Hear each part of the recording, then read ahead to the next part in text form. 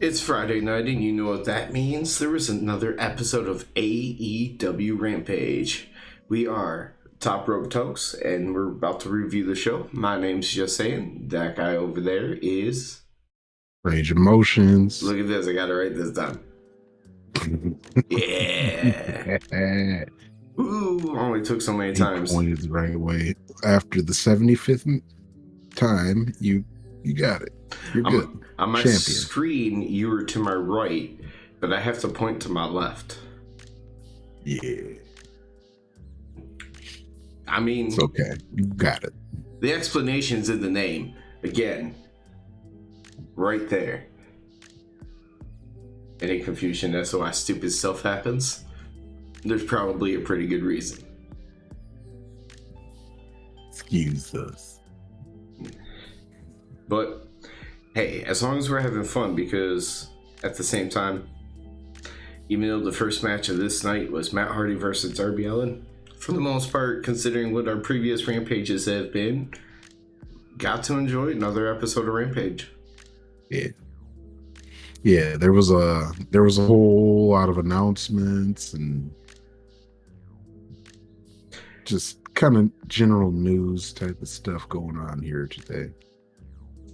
And, I mean, a Samoa Joe match versus someone like Josh Woods, who's technical but can also throw, is always going to be fun.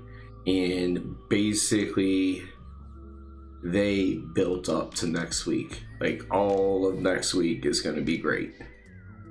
Yeah. There's... how many are... Wait, every belt except for Wardlow's is on the line? Yes. Yeah. Well, not counting. Wait, yeah, because even the Ring of Honor ones are. No, only the World. Only the World. Okay. Oh yeah, because Daniel Garcia just got the belt, and Joe just defended his tonight. Yeah.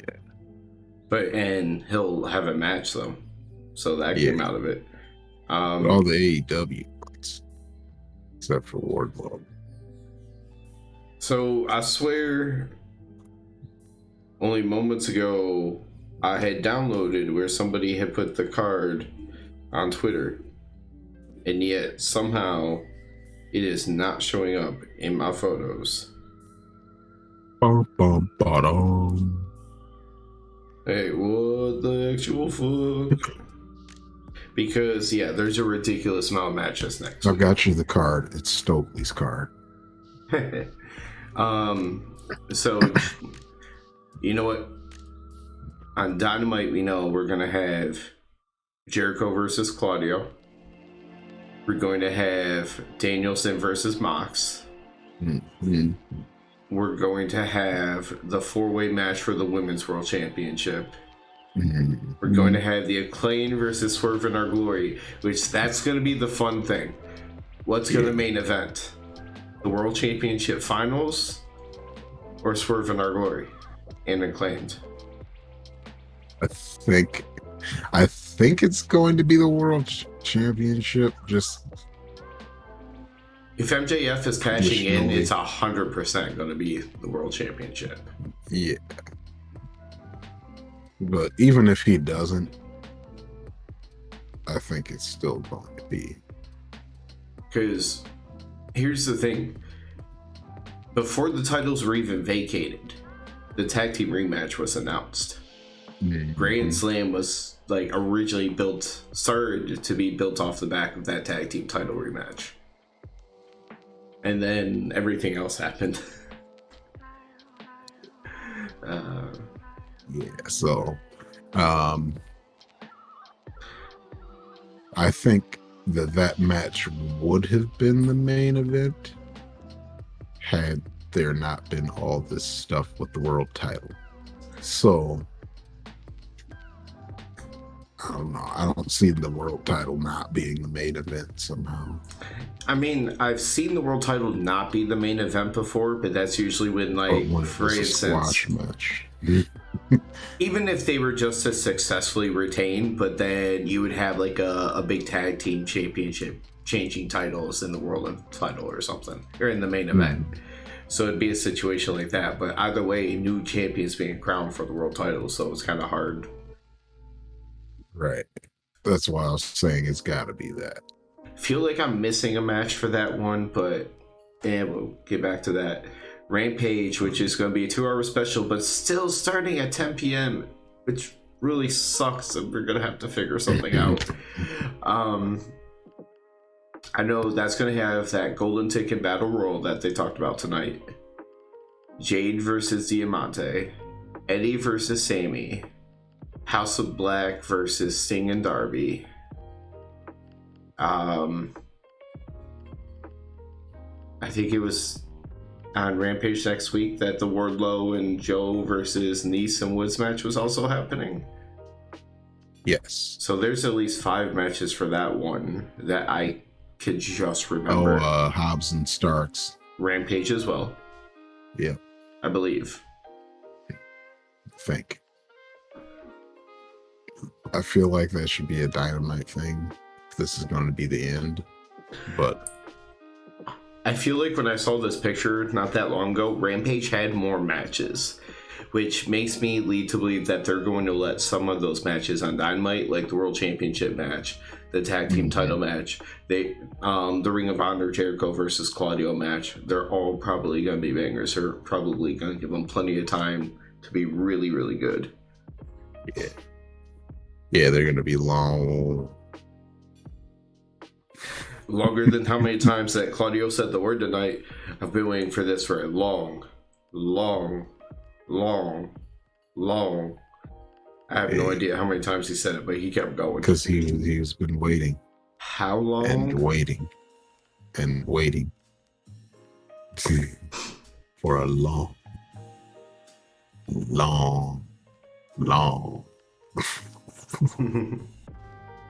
Cool promo, Claudio. I mean, everything that happened before Jericho got on the mic was very cliche, standard, whatever. But we'll get to that when we get into it. It's not. It's only an hour-long show. It's not going to be too far. We started off with Matt Hardy versus Darby Allin.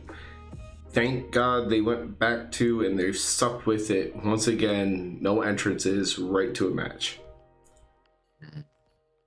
Straight into it.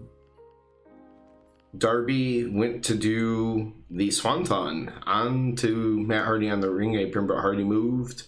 Not long after, Hardy went for a moonsault but missed. Darby hit a code red, but Matt Hardy kicked out, but then he did the last upper pin for the win. Yeah. Matt Hardy had control early, as you would expect when he's not going to win, because this is just to say Darby beat a Hardy, and that's what it served its purpose. Darby beat a Hardy, but it's hard to say Darby beat a Hardy. But the real purpose was for what happened after, because they show a little bit of respect. Darby leaves, lights go out. Brody, King, and Julie are out there. Brody attacks Matt, calls out Darby and Sting. They come out to the ramp, challenge them to a no DQ match next week, and they start choking out Matt Hardy over the ropes, kind of like how he did to Darby all those weeks back. Actually, we know exactly when that was, because we witnessed it. Yeah, we were there. Julia sweeps out the leg, so Matt Hardy's hanging there, but they accept it. And by the time they get out the ring, lights go out and they disappear. So that's how that match got added to the stacked 2 different cards next week. Yeah. I'm going to have to take a nap before Rampage next week. I know. It's going to be rough. Because then having to do what we do after the fact and later, yeah, nap time. Yep. Next, there was a video package. It was the match that was supposed to happen at All Out is going to happen at Grand Slam. Eddie is talking about how he doesn't like or respect Sammy, and he's just hyping up the match for... This was one of the ones that was on Rampage next week, wasn't it? Yes. Yes, it was announced that it would be Rampage. Rampage. Oh, hey. I said we won't have to wait long to get to it, but next was Tony Schiavone in the ring with Claudio. Wheeler Yuta was there. All he did was kind of nod along. Like, legitimately. Claudio just... Well, I mean, Claudio, all he did was hype up the BCC, kind of go about, like, Wheeler might have just lost his title. He'll get it back. Look at the finals for the world title. So, next week, BCC will have 2 world champions in it. And then, I've loved this dude since I was a child. But I never thought at this point in time in AEW, I'd be so thankful to hear Jericho speak. I don't even hate Claudio. It's as generic as can be. It's like playing a video game from 2000 and that's your cutscenes. The most generic shit. Yeah, it was just the BCC is really good. We're winning. I mean, okay.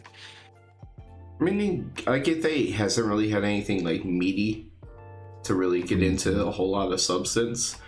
And I mean, that's when good people become great. Like, you can make anything work. Yeah, dude. Every time Jericho yells, now I can't help but think about Caprice. But he was a telling Ring of Honor Jericho guy. to use his inside voice. I'm so disappointed for the Ring of Honor match that we didn't get Caprice. Yeah, I know. I felt like I had to mention that just because Caprice wasn't announcing today. But it kind of goes with where Jericho hinted to on commentary not that long ago. He says he's held every world championship, starts naming them off, talks about being the first undisputed world champion, all that good stuff, but not the Ring of Honor world champion. So he challenges Claudio for Dynamite, and Claudio says he's been waiting a long time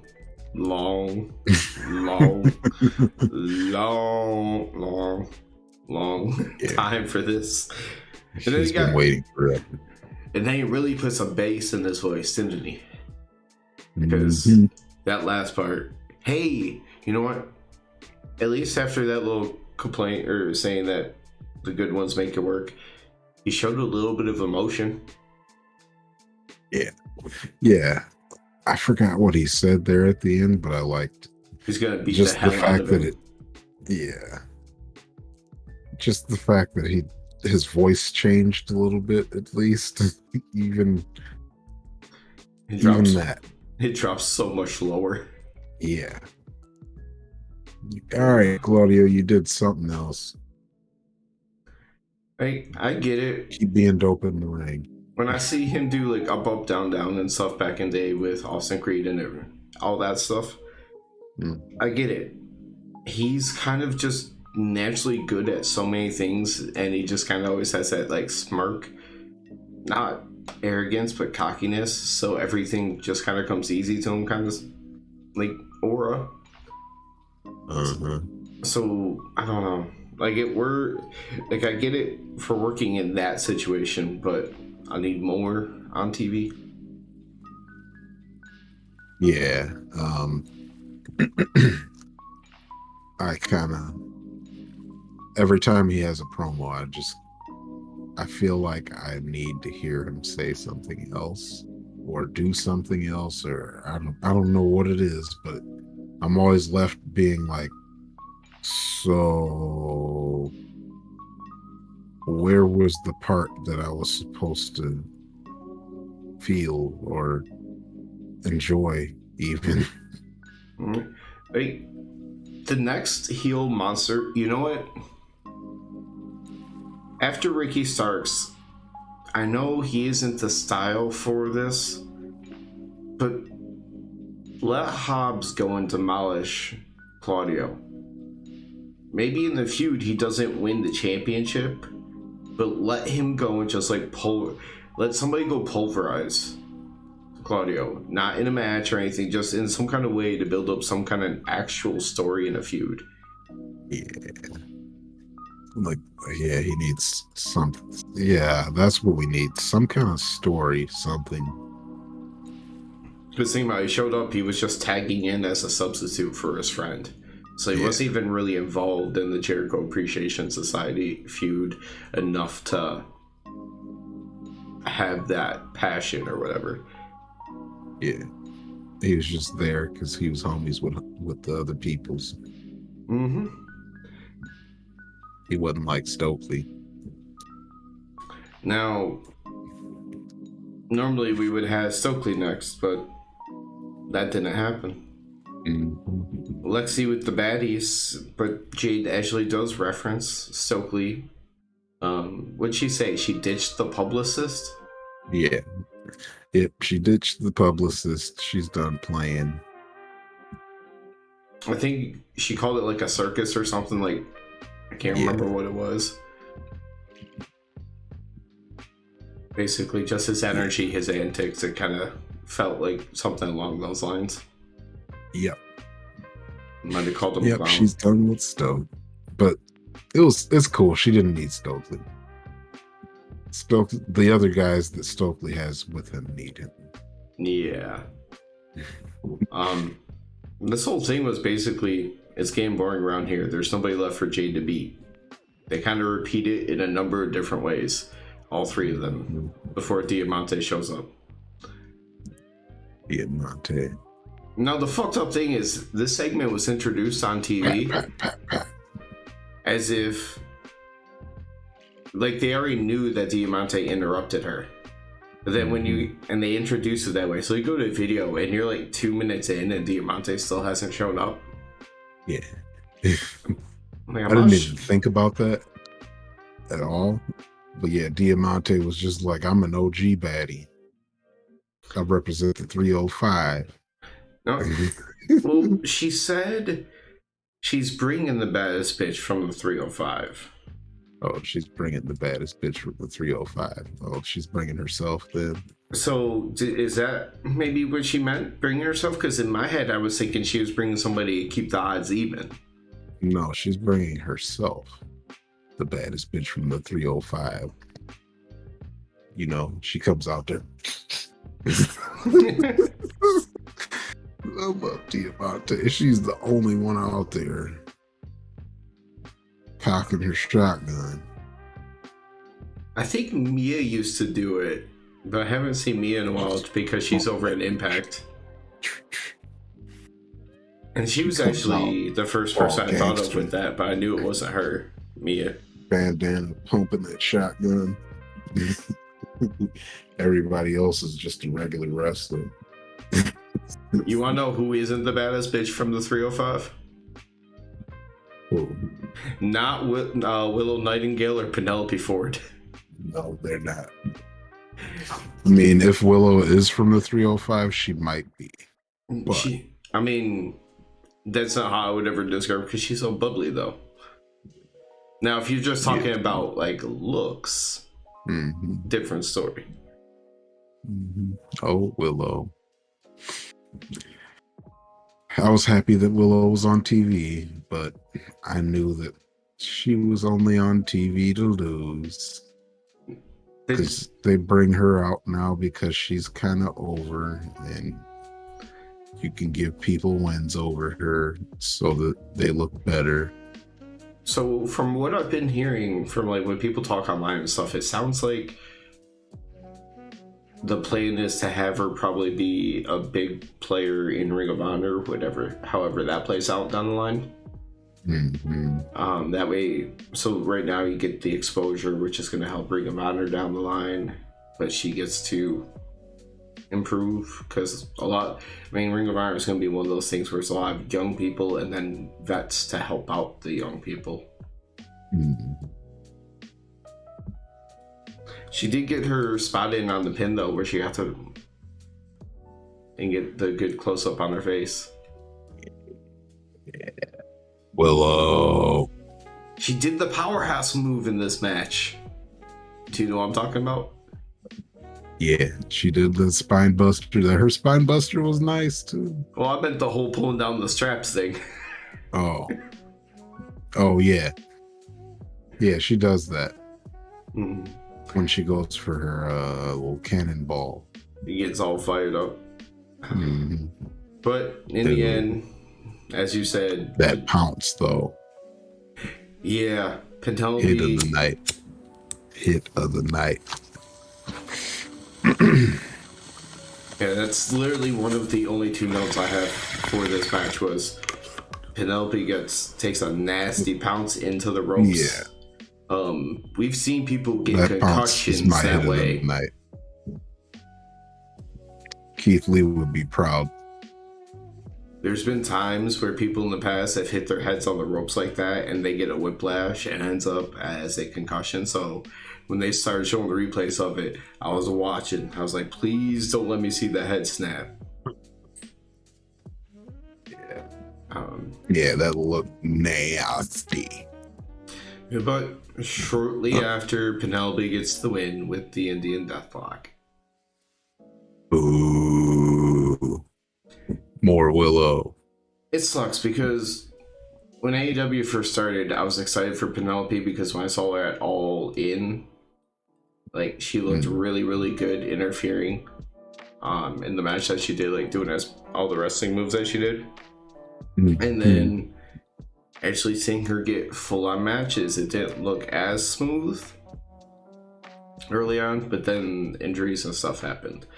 So I'm kind of excited to see her around, but at the same time, I feel like the ship sailed on her when nothing happened for 3 years. Yeah, that's what I said. That's why I thought this match was an obvious, hey, we want you to get a win against someone that's really over at this time. And then maybe people will look at you a little bit, but it's not gonna work. Or at least it doesn't seem like it's gonna work. I feel like it's partially I may be biased because it was against Willow, and I don't want to see it. I feel like it's partially because she needs to be relevant because Kip is over. Yeah. So they want to make sure that the person that's with them all the time has some rub. Okay. Yeah. So she can't. So that way she's not just like that random woman that comes out with Kip Sabian. Mm-hmm. And then kind of validates her capabilities at ringside, I guess, in some ways. Validates her a little bit more. I don't know unless they get, and here's the thing, AEW's been terrible at creating women stars. Unless they can find a way to turn her into a star, I don't know if she ever touches a title. Yep. Not unless they make women's tag titles down the line at some point. She has a really good partner. Yep, Will's gonna be a star. Ooh. She's a star right now. If she wasn't penciled for Ring of Honor from what I read, that she'd be a good one to come back around to possibly take it from Jade down the line. Like she has the bubbly personality, it makes all the sense, kind of the underdog story. Yeah. Perfect for it. Yeah, and then Jade can go ahead and hop into the fray for the big title. I'd say take a vacation first and then come back in a meaningful way. But it feels weird to say that about Jade because it's not like she is Moxley out there wrestling like every single week. Right. So I'm not sure how necessary it would be. I don't know. Yeah, it's almost like she's on vacation most of the year. I mean, I guess they could always take her off of, like, not necessarily go on vacation, but maybe take like a couple weeks and then go back to like wrestling school and kind of work on some things before they go into whatever her next push is. Maybe she comes back with a thing changed up or two. Yeah. But Yeah. speaking Just keep of giving me Jade. speaking of underdog stories, we have Hangman and people who are always going to be considered underdogs in the Dark Order. Heyman at first apologizes for costing them the trio titles, but they act like they're over it, and they're on to the Golden Ticket Battle Royal, which all of them will be in. John Silver basically said he feels like Charlie in the Chocolate Factory with all that, with a golden ticket, being in the ring with all those dudes. Big old Battle Royal. Yeah. But they all seem cool. Mommy. They all seem cool with competing with each other. It is what it is. But LFI shows up and kind of talk to the Dark Order, which, when do you think this, whatever's going to happen with 10, when do you think it's going to happen? I think it's got to happen at this Battle Royale thing. You think 10 eliminates Hangman? Because who would have the biggest impact for him to eliminate? Yeah. It's gotta be that, or he uses his strength and just fucking like launches John Silver over the top rope. Because that's the second most popular dude, at least. Yeah. But yeah, no, I think it'll have to be he does something, like he eliminates Hangman or something. Yeah, I think that sounds about right. Well, if it's a 2 for 1, like one of them saves the other, like Silver or Hangman, like save each other from getting eliminated, and like one's on the apron, one's on the outside, and they like big boots the shit out of one into the other, and they both go. Yeah, I like that. That actually is a pretty decent idea. Because usually, if it's going to be shocking, it has to be something relatively quick and sudden. So I'm like, Gorilla Press slamming John Silver into a crowd over a top rope isn't going to be like shocking. Yeah. But it'd be like it happened. Yeah. So LFI, LaFacion, and Gobernables show up, and they start talking about how Dark Order just props up Hangman for failure, and they wanted to make 10 a star. Bruce says he's going to eliminate all of them. Then they talk in Spanish a bunch and walk away, and the Dark Order just says they have no idea what they said. Yeah. Which I think is perfectly reasonable. I mean, it sounds like an ignorant story writing, right? Because just everything, I was like, why would you do that? But no, that shit's normal. Yeah, they didn't know. Yeah, they didn't know what Roosh was saying because it was all in Spanish. Right. It's kind of like one of those things, like, you wouldn't want to do it all the time, but if you had like them just talk in Spanish, laugh, and walk away, like once a show on a backstage segment, it would probably drive people mad. But as long as you don't overdo it, little shit like that could be fun. Yeah. I don't know how I want to talk about the next thing though.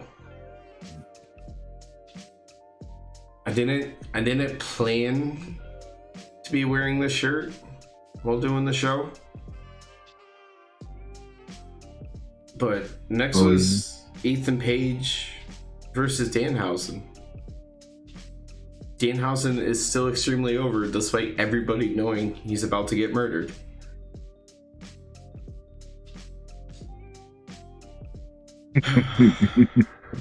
It's so heartbreaking, but we both knew. I mean, we knew what he was coming out there for. And they're friends, so yeah. I wonder if that was awkward at all. Like, hey, man, I need to beat you, and I need to beat you in like a minute and 30 seconds. And that sucks, but okay. Yeah. It's like, he's Danhausen. no matter how many times he loses, he's still over. So This is we're good. Basically, Danhausen does his taunt like he's about to curse him into Ethan Page's mock. Smacked up for a second. And then Ethan Page goes to do the Danhausen taunt and then slaps his own ass and wins with the Ego's Edge, in which that side's different really played out looking well on that Ego's Edge. Yeah. Danhausen took quite the fall there. Because that Ego's Edge looked nasty. Oh, yeah. But also But means everybody looked really, really good. Well, Page looked really, really good because of Danhausen.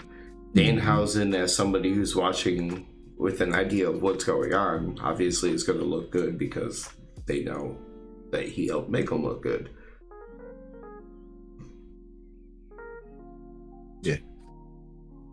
Quick squash.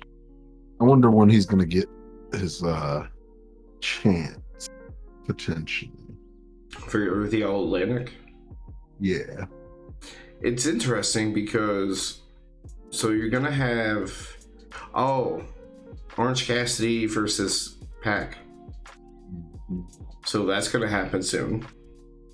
And yeah, that's that Grand Slam, but I can't remember which one. Exactly. They're just so stacked. Yeah. It might be Dynamite. So it's weird. Pac isn't really a face. And he isn't really a heel. And I don't know how Ethan Page really lines up there either. So I feel like Orange Cassidy is probably a better lineup champion for whenever that happens. So I have no idea. But I don't know if they're gonna put that belt on Orange right away. So I mean, they just put another belt on Pac, so I could see them taking that off of him. Mm-hmm. It's just also weird because and then you put a belt on Orange Cassidy. Orange Cassidy, one of the most over people in the company. Just also weird because the All-Atlantic has barely ever been on AEW TV, so Pac really didn't have much of a run with it. Yeah. Me did, but he didn't. Yeah. Or who knows? You give Pac the win, and then he gets, he gets a big win over Orange Cassidy. But then do you do Pac versus Ethan Page? As I was trying to think of who would make sense for Ethan Page to go against, I'm like, I don't feel like that's us. Yeah, it would seem. Haven't we seen Orange Cassidy Page? At some point, I feel like we did, because I think they fought as Men of the Year. Oh, I know what. You know where we saw it? Blood and Guts. Oh yeah, they did the Andre versus Hogan thing. Yeah. So it's like, yeah, we did see that in person. I just don't know how much Pac versus Ethan Page would make sense. I'm not sure if the fans are gonna be jumping to either side on that one, But we shall see, because next week, between those 4 hours, it's gonna get crazy.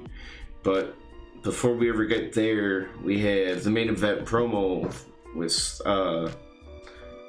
Tony Nese, Mark Sterling, and Josh Woods, and Samoa Joe on the other side. Just skip that starts video, bro. Shit, I scrolled down too far. I blame this new app. And new phone. Oh yeah. You want it? I mean, I don't even really have much on this, man.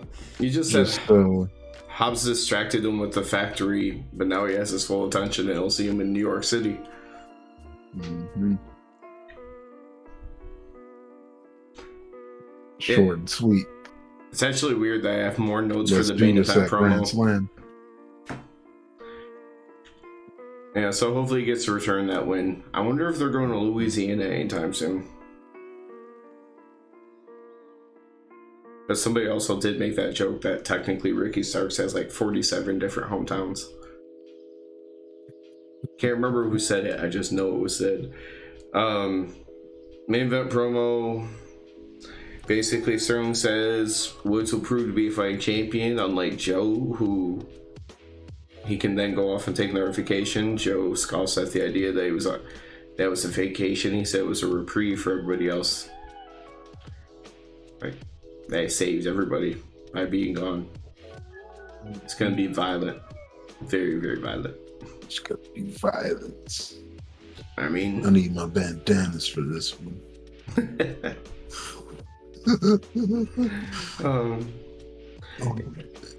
It was fun. They let Woods hold his own right there with Joe. Not looking weak at all. Yeah. It was back and forth the whole time. Woods hit that one move that they never named what the hell it was, but like that swing off of his shoulders into the knees.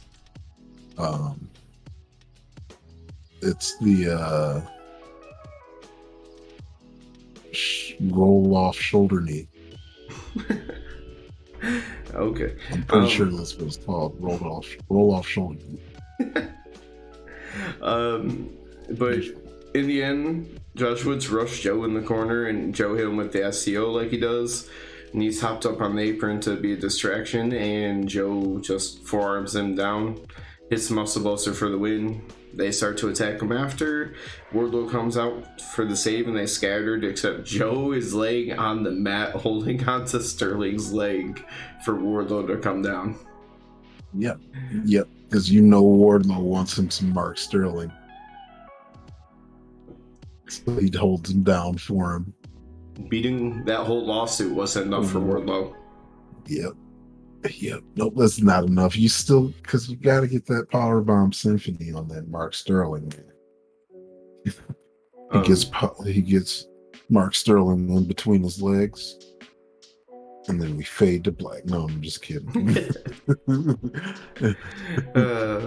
No, Nice was able to finally grab his legs from ringside and pulled them out, and they announced that this is gonna be a tag team match next week. One of like 7 matches on Rampage, I believe. Some of that's got to be quick, or are we just gonna have like straight up wrestling, not a bunch of promos? Well, between the two shows, they're both 2-hour shows. Obviously, you have commercials. It's almost, if they run it like a pay-per-view, it could work. Yeah. The way there's so many matches. It's like an all-out redo, pretty much. Like, hey, she got so messed up. We're just gonna hit the reset button real quick. Yeah, but let's fix all out for you here. Yeah, I think so. I got the tag belts changing hands. We're gonna have a new world champion. Yeah, obviously we gotta have a new world champion. I'm still kind of on the fence with this one, but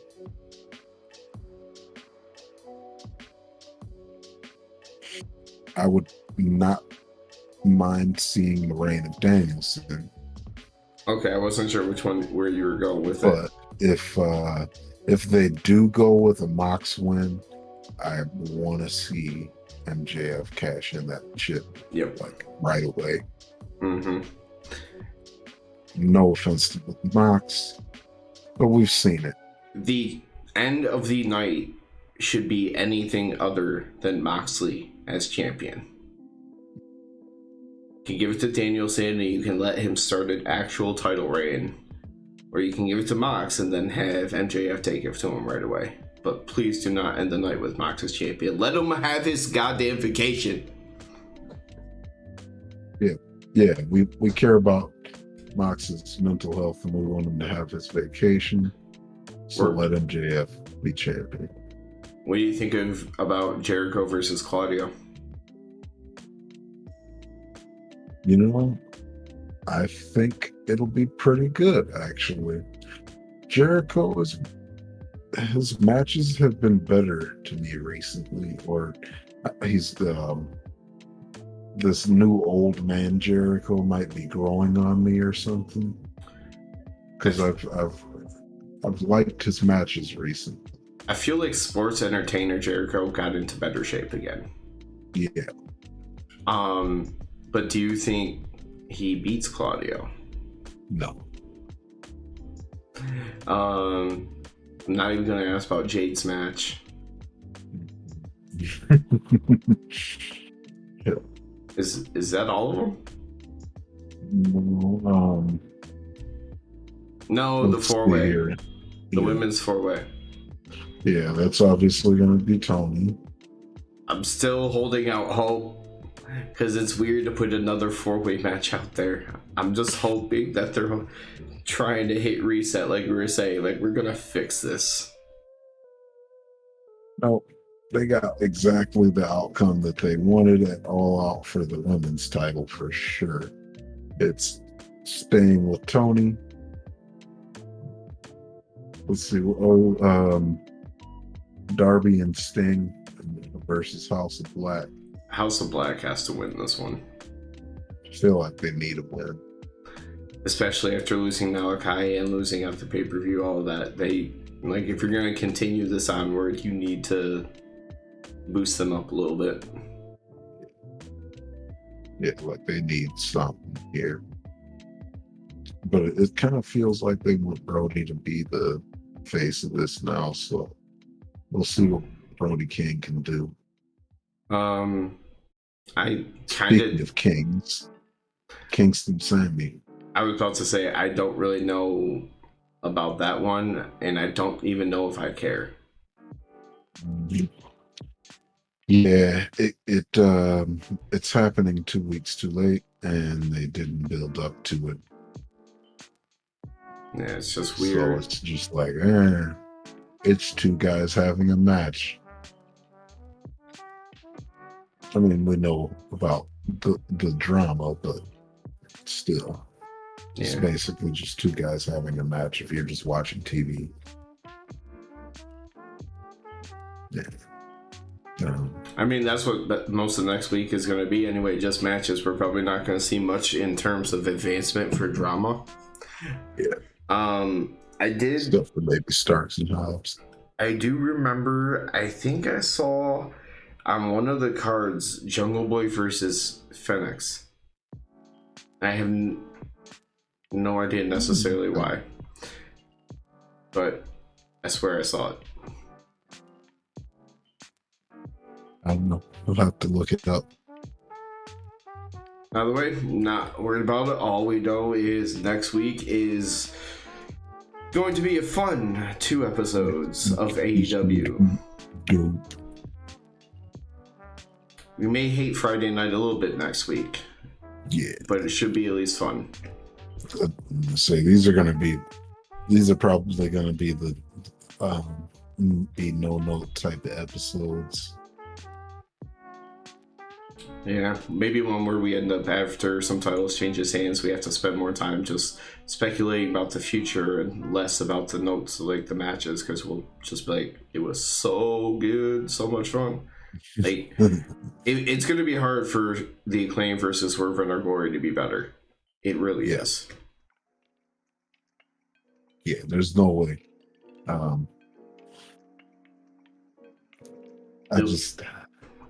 I'm ready for the inevitable. I want to know how loud. I want to be in the back of the crowd just to hear how loud it gets when the Acclaim won the belts. We should have been in that situation. We should have been in that situation. Yeah. Yeah, that'll be the loudest pop of the night for sure. Why is that, Range? Why is that? Because everyone loves Keith Lee.